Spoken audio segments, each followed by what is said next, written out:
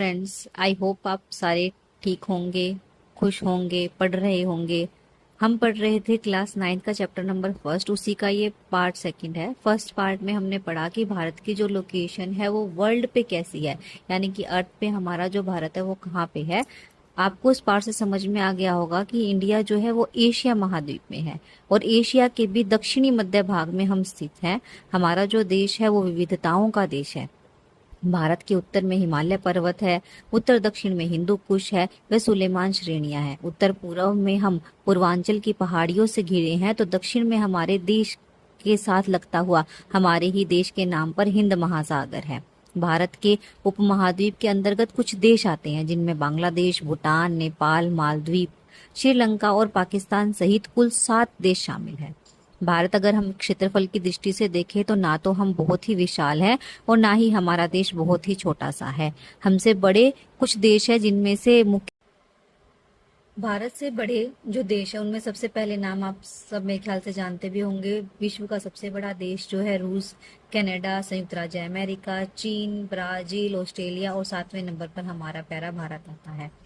भारत की स्थिति को जानने के लिए आपको अक्षांशीय और देशांतरीय रेखाओं के बारे में पता होना चाहिए।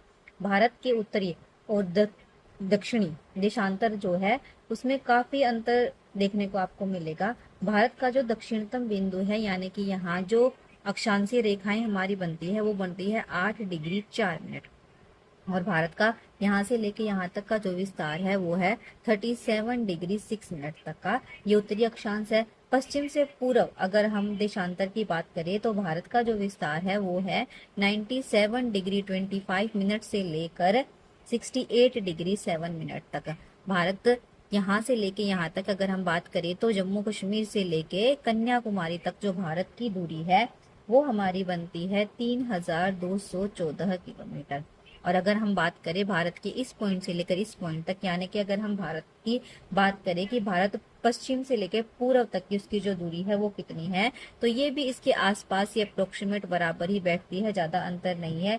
ये है 2933 किलोमीटर की दूरी, यानी कि गुजरात से लेकर अरुणाचल प्रदेश तक अगर हम जाएंगे तो हम जो दूरी तय करेंगे वो कितनी करेंगे, 2933 किलोमीटर की दूरी को तय करेंगे। भारत का अक्षांशीय जो विस्तार है वो बंगाल की खाड़ी में अवस्थित है और इसके मध्य यानी कि इन दोनों बिंदुओं के बीच में हमारी जो दूरी है वो है 3214 किलोमीटर।